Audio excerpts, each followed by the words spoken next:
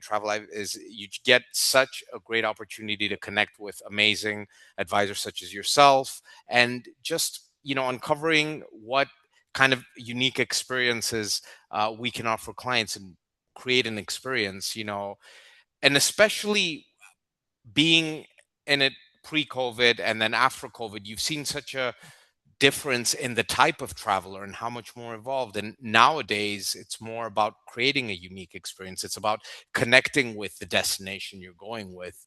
So for me, it's been really fun. Welcome to the Travel Agent Guide, the podcast pulling back the curtain on what it really takes to be a travel agent. We're talking real life, the challenges, the wins, the money, the mistakes, and the growth. Whether you've been in the travel industry for years or are new to it, we're in this together, and you're exactly where you need to be. Okay, and welcome to today's episode of the Travel Agent Guide. Today we are switching up things a little bit. Bert is not with us on today's episode, but I do have a special guest that I'm really excited to get the opportunity to interview. Some of you may know Kostas Sourvanos with Travelive. If not, today you will get a good chance to understand Kosta and what Travelive has to offer. This episode is going to be all about Greece. So rather than covering every destination, we want to inspire travelers with an authentic experience. That the idea is today, after today's episode, you're going to get off of here, feel really good going into a consultation with a client and sell Greece. That is today's plan. So let's go ahead and welcome Kosta to the podcast. Kosta has over a decade of experience, and Kosta brings encyclopedic knowledge of Greece with a sixth sense for travelers' needs and a passion for uncovering Ungoogleable Upscale gems. He is the director of sales at Travelive and has been a key to shaping the growing celebrated Greece portfolio. So welcome to the episode, Kosta. I'm happy to have Thank you. you. Thank you so much. I'm Awesome. happy to be here. Yeah, so first we're going to dive in, get the opportunity to meet Kosta a little bit. So yeah, Kosta, go ahead and share a little bit about yourself with us. Well, I was born in Athens, Greece, but I guess I kind of got first acquainted with traveling in that 5 years old with my parents due to my father's job. He was a diplomat. We packed up and left. We went to Kenya in Africa. So I got, the first taste of travel, a completely different culture, just amazing landscape and scenery. From there, we've lived in Atlanta, Georgia, and in Beijing. So while I was born here, I've lived abroad. I returned back because I was homesick and have been living in Greece since I was 25 years old. So you could say I'm kind of an expat here as well, in a sense. So that's where I first fell in love with travel. I just love traveling, getting acquainted with new cultures. It's really the best way. It expands your knowledge and gives you such a wider, breadth of knowledge and just experience of the world. So that's briefly me in a nutshell. Uh, the thing that I love about working in travel life is you get such a great opportunity to connect with amazing advisors such as yourself, and just uncovering what kind of unique experiences we can offer clients and create an experience. And especially being in it pre-COVID and then after COVID, you've seen such a difference in the type of traveler and how much more evolved. And nowadays, it's more about creating a unique experience. It's about connecting with the destination you're going with. So for me, it's been really fun. Fantastic. I love your passion to share your country with travelers. I think that's huge. How long have you been in the travel industry, Costa? So for a little over 10 years. Okay, nice. Yeah. All right, super impressive. All right, so let's kind of dive in. I really want today's focus to be about five ungoogleable upscale gems, right? So the idea is to understand really off the beaten path, authentic Greece experiences. But I do want to take a couple minutes first and start off with kind of understanding first time travelers to Greece. I don't Mhm. know about everybody listening, but for myself, a lot of my clients that I have go to Greece, it truly is their first trip. It's that bucket list trip that they want to do. I have had the opportunity to book a repeat trip for clients to Greece. So that's why I'm excited to dive into the hidden gems. So let's go ahead and start there, Costa. What for a first time traveler to Greece, let's talk about a couple destinations, kind of what a preferred itinerary would be and why. Okay, well, I mean, you could a good jumping point would be, let's say, the quintessential Mhm. Athens, Mykonos, and Santorini. But at the same time, I'm very hesitant to say that there's one size fits all because there really isn't. Right. While those will, while those are going to be kind of, let's say, the usual suspects, the must sees, the highlights, the gems, not necessarily as well because each traveler, has their own preferences, their own style, their own interests. Each destination in Greece, I firmly believe, has its own distinct character and unique offerings that are going to pair better, let's say, for foodies as opposed to more active people, people that want more nightlife or a more vibrant sense. So this is why, and we strongly recommend this at Travelive. You pick up the phone, call us, because with so many, I mean, you guys sell the world. We're destination experts here. I'm based in Athens, Greece, with all of our team. This is what makes us unique. We know the hotels, we know the tours that we're selling. So please do reach out. Ideally, either by yourselves or even better, if you'd like, with you and your clients. We can get through a conversation, further delve into what kind of experience they want and then customize fully and creating around that experience. So I'll go into the, let's say, the what are known as the highlights. Athens is definitely a must. It is not to be skipped under any circumstance. We now have an increased number of direct flights into Athens, making it more accessible than ever. Within Athens, of course, the Acropolis is going to be a must. And just to quickly say something I'm very excited about, in the past few years, we are able to do the Acropolis private, either before or after opening hours to the public.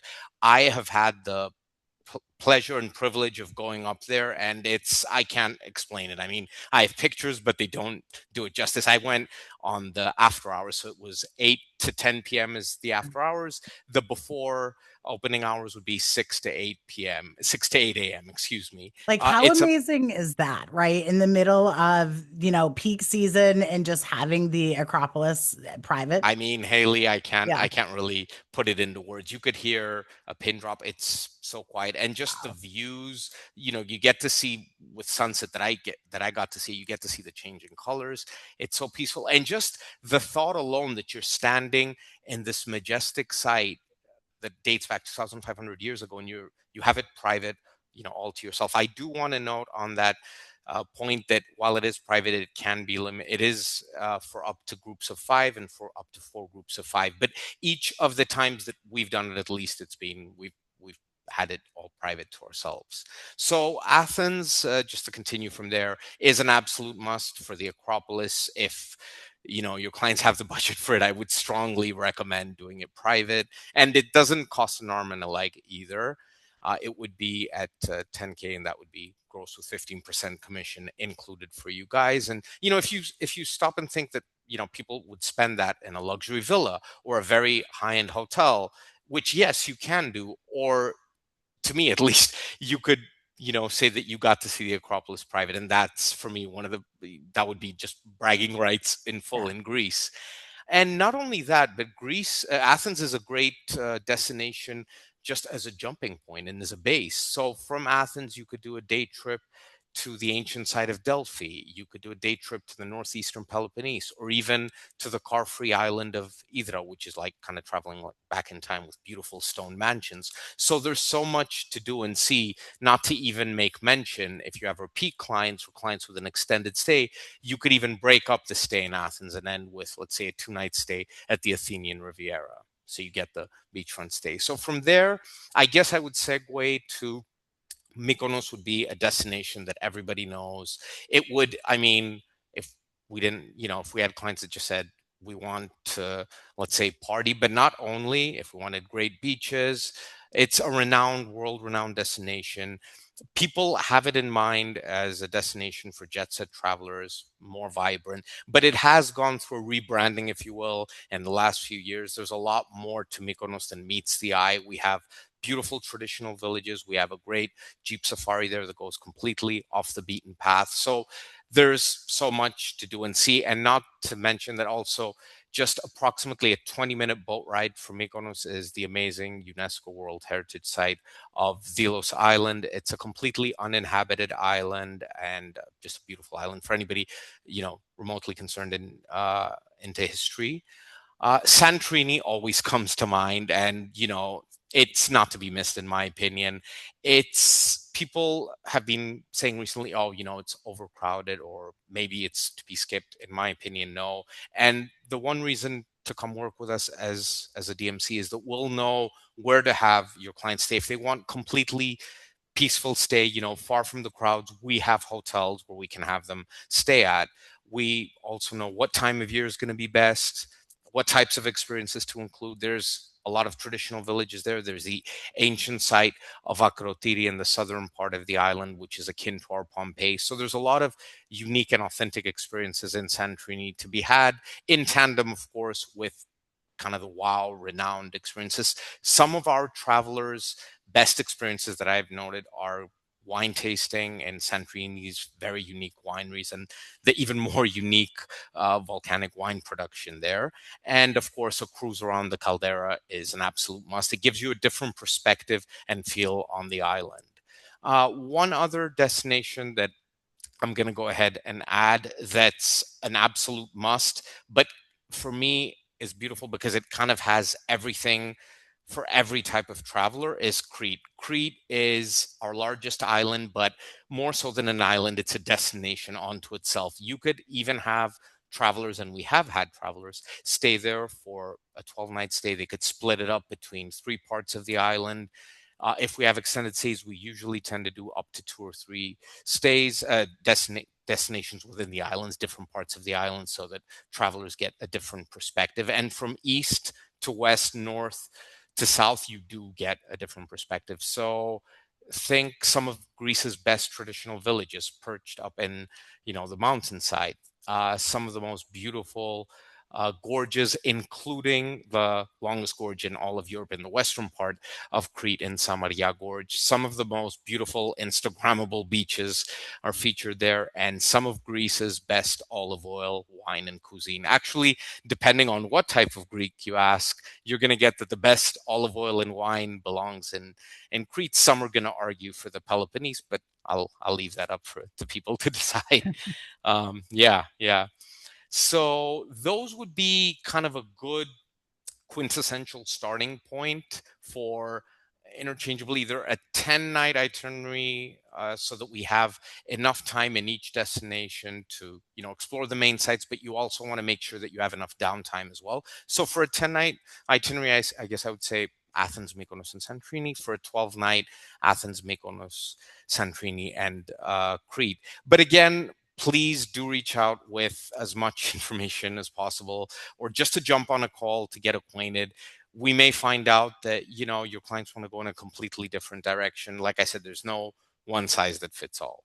Yeah, I can speak to working with Kosta. I know one of my first trips to Greece, I used Travelive, and it was a big trip. It was like a 14-day trip. It was three or four islands. It was a lot, and I didn't know much about it. I know Kosta got on the phone, and I'm pretty sure he walked me through it from start to finish for about 45 minutes. So I was able to gain that. At that point, I was a little like, oh, do I bring a DMC into the call? But if you guys have listened to the podcast, we actually did an episode on why bring in a DMC to the conversation only helps elevate you as a travel advisor. So don't be afraid to do that, right? Kosta and his team are the true experts, and there's nothing wrong with telling your clients this is my partner and letting them lean on that. Travelive only works with travel agents, right? So it's not like they can just go right to them direct or anything like that. So I highly recommend bringing a DMC into a call with any client just to, they feel good, right? There's multiple people working on their trip, and that just makes them feel confident in it altogether. Another thing I just want to throw out there is at Sava Travel, we do bring in DMCs weekly to do destination deep dives. So Travelive has come in to our team. So if you don't have this information, then you want to make sure you're getting into these destination deep dives. Contact a DMC, ask them if they can hop on a call with you at any time so you can learn more about their product, but also the destination. All right. So are you ready to dive in, Kosa, to five ungoogleable upscale gems in Greece? Yes, absolutely. Okay. And just on that point, I'll start off with the Peloponnese for a variety of reasons. So, the Peloponnese for me is similar to Crete, it's a destination unto itself. You have five of Greece's 20 UNESCO World Heritage Sites there for anybody interested in history and culture. Beautiful traditional villages, also great destination for any active travelers as well. Beautiful, gorgeous, great hiking trails. There's a beautiful hiking trail at the very southernmost point of mainland Europe in Tenaron, in the very southern part of the Peloponnese. Again, as I was saying before, depending on what Greek you ask, you're going to get that some of Greece's best olive oil and wine is interchangeable, either going to be in Crete or in the Peloponnese. So it's a beautiful destination. It's going to get a special, I'm hoping it's going to gain even more traction now with Chris Nolan's The Odyssey coming out, with parts of it being filmed in the southwest part of Crete, in the what you guys might know as the area of Pylos, and where the Costa Navarino hotels are, including Greece's first Mandarin Oriental, and also in the northeast part of Greece, we have Greece's Amman property. So it's also a great destination for ultra lux travelers. But at the same time, this is the beauty of what I love about the Peloponnese. You could be staying in an ultra lux property such as the Amman or Mandarin Oriental, but the experiences you're going to have are going to have you connecting with locals, connecting with the destination. It's such an authentic destination that has retained its local character and heritage. And on that note, just to further put into context why a phone call can help. Um, some years ago, I had an advisor reach out. He said at clients with third generation Greek Americans, and they wanted to connect with their family and with their heritage in the Peloponnese. So getting on a call helped with him, and he gave me the name of the village. It turned out to be a village in the Peloponnese with just 50 inhabitants. He said, "Is there Wow. any way we could get in touch with them?" And try to open up a local church there so that they could gather with the hope of connecting with relatives. So we were able to do that. We got the lead traveler involved and this is why the call helps. Aside from any great hotel or these amazing experiences that we put together, this trip for them was a heritage trip. It meant connecting with the relatives. And I'm very pleased to say that we were able to open up the church. It was the day after Christmas Wow. that they went there. They managed to gather all the inhabitants. They had a beautiful lunch outside the church in a local taverna, and the agent wrote back to me and said they were in tears. This was Hmm. by far their most meaningful and a trip that they could connect with. And it really helped because there was no way without a call that we could have gotten to that level of detail.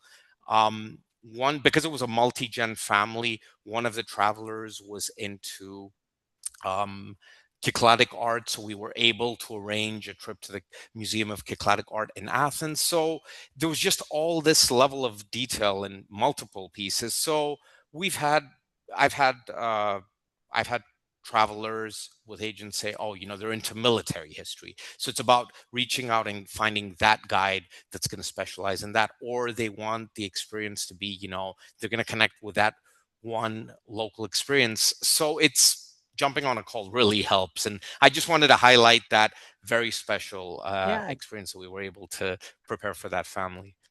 Creating those high touch experiences, Kosa, I'm telling you, that's why clients come back.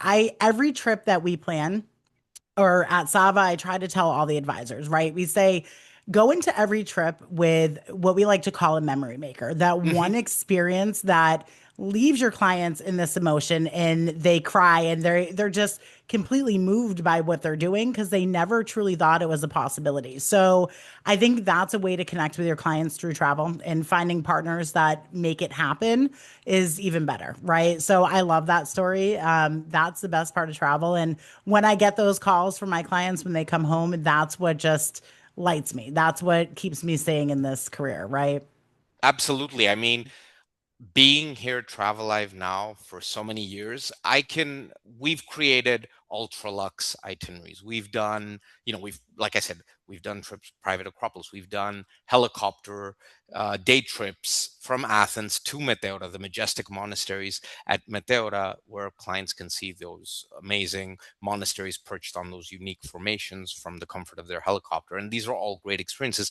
But it's really these meaningful experiences that are going to remain for clients that for me it's what you said. It really, you know makes what we do so special. And if you stop and think about it, that this could be the trip of a lifetime for these travelers. They may have been waiting this whole year, saving up Mhm. for it, to just have this meaningful experience. So it really does make what we do all the more meaningful.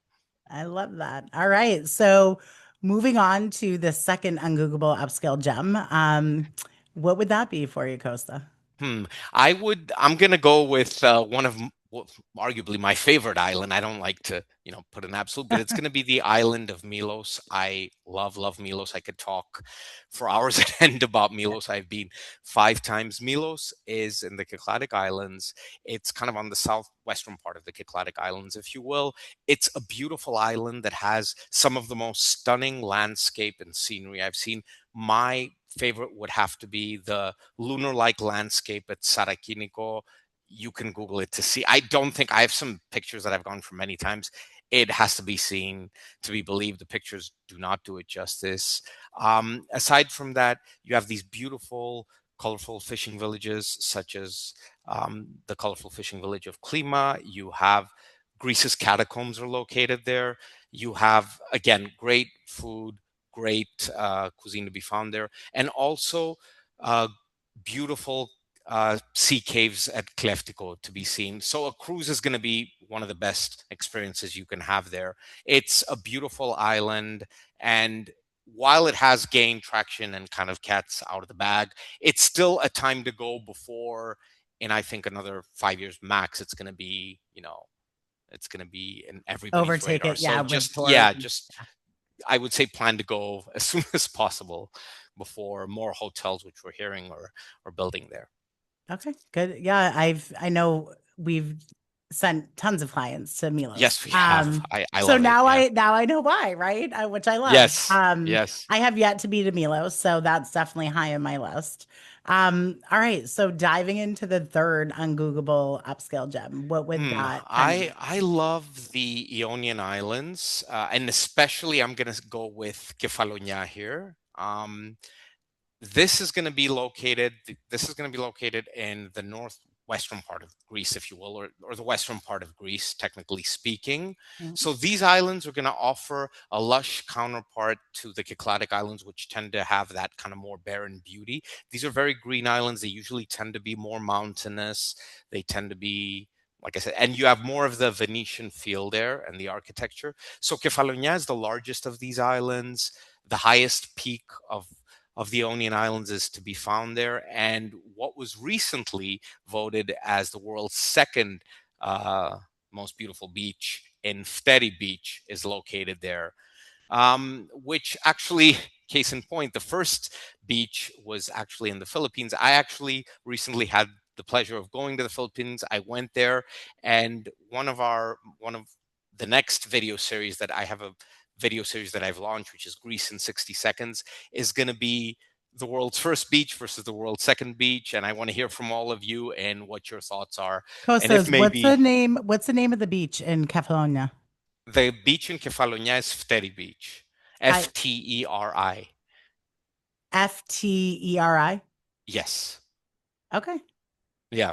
All right, good to know. Fun fact, everybody listening. The Yes. second world's Yes. most beautiful beach is in Yes. As voted Catalonia. by. Yeah. Okay, Fateri. Okay, great. And just again, you have one of the best beaches in the world, also located there. One of the most Instagrammable, I should say, in Myrtos Beach. You have the hidden caves at Melisani and Drogarati, which are just beautiful and have to be seen.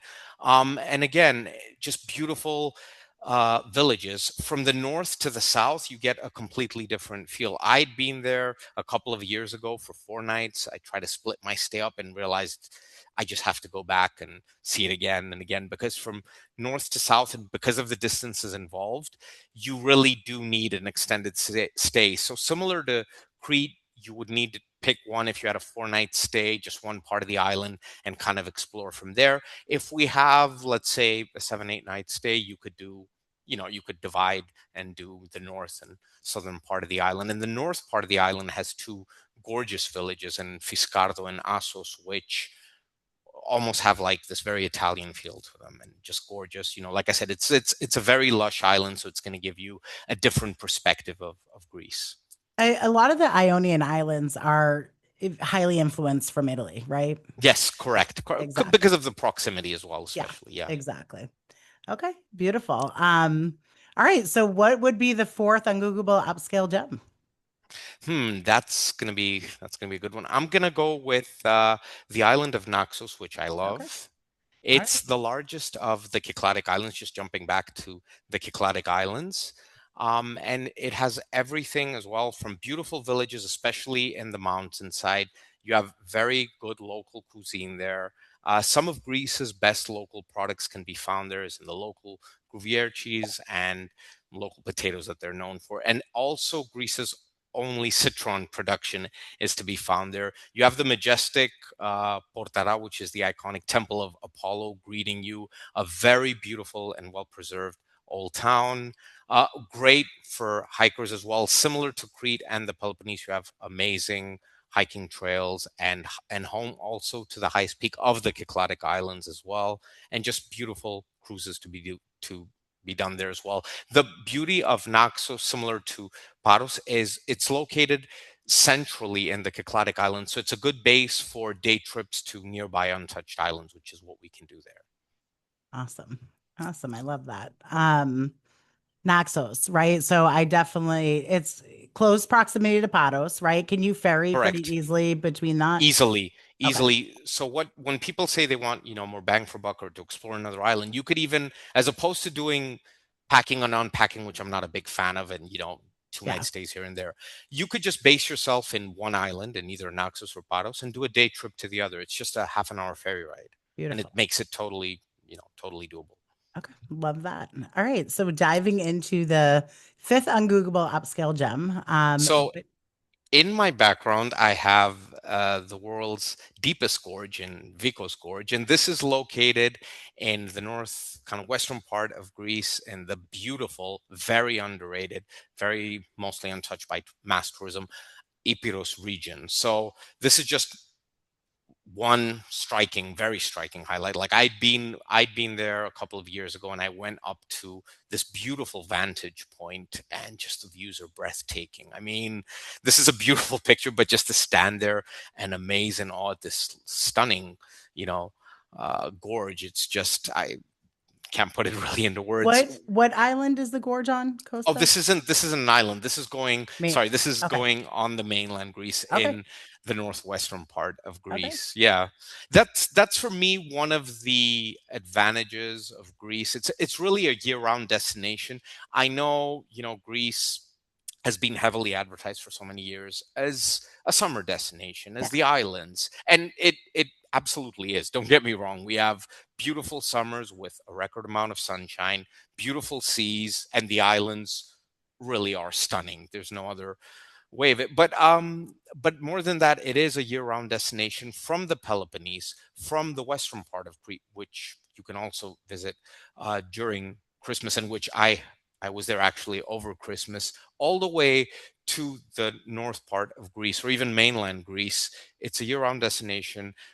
The hotels, the sites are totally accessible, and if anything, if anybody wants history and culture, does not want the hot summer months, and just wants a completely different experience, I would say come experience Greece in anywhere from off season, from October to April, just for a different experience. And especially if you have repeat travelers that want a different experience, want to connect with the history and culture, you can come in those months. And from the Peloponnese, like I said, to the north of Greece, you get fantastic landscapes, great historical architectural sites. So back to the amazing destination of Metsovo, Ipiros, this region here, a fantastic destination for anybody that wants to connect with scenery and landscape. Think amazing lakes, gorgeous. One of the biggest forested areas in all of Greece in Valia Calda, which we do an amazing jeep safari through. We have truffle hunting deep in the forests that we do here. We can do an amazing dinner or lunch experience at the peak of one of the highest mountains, which is completely private, which I have a picture I can share with you all afterwards, which is just amazing. But just, and this area, I guess I would say, as again, if you could have anywhere from a 4 to 7 night stay, ideally, in my experience, because again, similar to what we were saying about Athens earlier, that it can also be used as a base. This can be used as a base. You could do a day trip to the majestic monasteries of Meteora, which is approximately an hour's drive from here, or to the beautiful city of Ioannina, which has a lovely lake and a beautiful nearby island. There's just so much to do and see in this area. So you're saying for everybody listening, if your client wants to go to Greece, you can definitely plan an amazing Greece trip outside the months of May through October, right? Absolutely. Okay, Absolutely. that's good to know. I think a lot of us are always saying peak season is this, and of course, people want to go swimming, which we get, right? So that's good to know. I am an off-season traveler. That when I go to Europe, I like to do it off-season. Amazing. It's just kind of my jam, right? I love that. I think those are some five incredible experiences, and I just want to recap them and highlight them again. So everybody listening, Kosta's five ungoogleable upscale gems that he's talking about today. Peloponnese, where it is very off the beaten path. You're hanging out with more locals than you are tourists. And a lot of heritage trips go to Peloponnese area, right? Milos, which is Kosta's personal favorite. Lunar Light Landscape. I need to go look this up right now and get familiar with it because I feel I like I'm see. not super educated on it. So I'm excited to see more about that. Then he talked about the Ionian Islands and Kefalonia. And Kosta, my pronunciation may be way off, so please don't be Your afraid to pronunciation is correct me. beautiful. It's spot on. Okay, It's Kefalonia. You I said it. Yeah. okay, beautiful. So there is the second most beautiful beach in the world, Fateri. How do you say that, Kostas? Steady. It's a bit of a tongue twister. Okay. All right. So definitely excited to look that up as well. Then we talk about Naxos, which is has some of the best landscapes, centrally located, lots of hiking. And was it the temples of Apollo that you talked The about? Temple of Apollo, Okay. yes. Awesome. And then for the fifth one, it is Epirus, right? The Epirus region with the Epirus. main Okay. beautiful mountainside town of Yeah. Metsovo, Okay. where we have an amazing hotel, and just pictured right behind me, Vikos Gorge, Yeah, which, Vico's yeah, Gorge. So Vico's Gorge is the world's world's deepest deepest gorge. gorge. Okay, which Yes, ma'am. is pretty amazing. Yes. Yeah, so I am definitely a traveler who the landscape is everything to me. I think seeing that's what moves me and brings me to tears when you sit there and just look and you're like, wow, you're in complete awe. Yeah. So Yeah. yeah, I think getting to Greece is definitely high on my list and it needs to be sooner than later for sure. Well, thank you so much, Kosa, for taking the time to give us the deep dive and some amazing, unique It's my experiences. pleasure. So, for every advisor listening, I hope you grabbed a pen and paper, wrote this down. Going into your next consultation, feel confident knowing some really unique things to mention to your clients, and don't be afraid to have the DMC come into the call with you, whether that's Kosa or her team, his team for Greece. Please do that. Lastly, I just want to take a minute and Kosa, if you want to just tell us a little bit about Travelive, what makes it different as far as DMCs go? Because I know there is a plethora of DMCs in Greece. Yes. So we are, I would start by saying that we are local experts. We're locally based in each of our destinations. We are a collection of 11 DMCs. So with my team, I'm based in Athens, Greece, and that goes by extension to each of our destinations.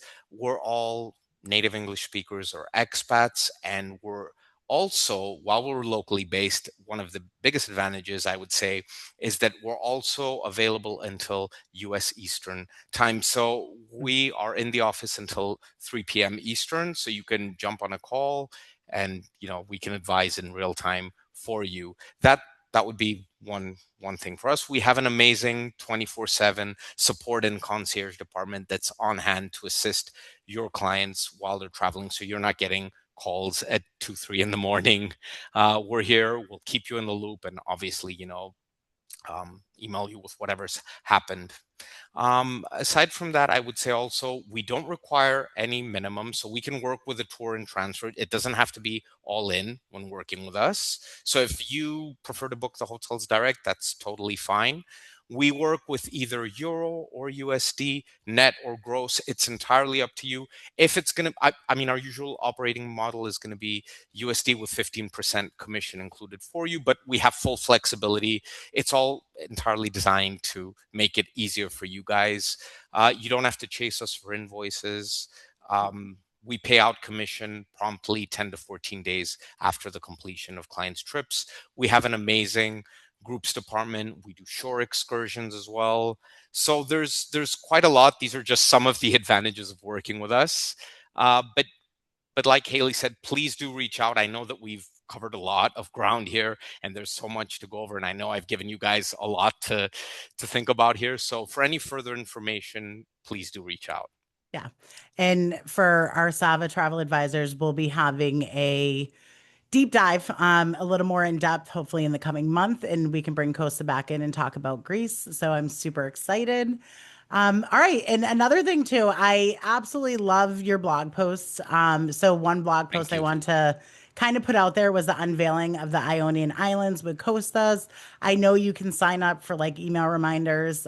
Also, their website, you can find them. I love blog posts. I find them insanely informational. And I think sharing blog posts with your clients is super helpful to your business, and just kind of points them in the right direction. So I just want to say thank you so much for your time today, Kosa. It was a Thank you great for having me. episode. Thank you. Yeah, of course. And until next time, listeners, and just a quick reminder, if you have not secured your ticket for our live travel agent guide event, just a reminder, it is November 6th in Charlotte, North Carolina. So be sure to do that now. We do have tickets. Our ticket sales are intentionally small, so we do not want you to miss out. Go to our Facebook group, The Travel Agent Guide, for more information. All right, see you all soon. Well, that's a wrap for this week's episode of the Travel Agent Guide podcast. If you got value from today's conversation, do me a favor, hit subscribe, leave a review, and share it with another travel advisor. Your support helps us reach more advisors and continue growing this amazing community. Don't forget to join our Facebook group, The Travel Agent Guide. And until next Wednesday, keep taking action, keep growing, and keep chasing those big goals. See you in the next episode.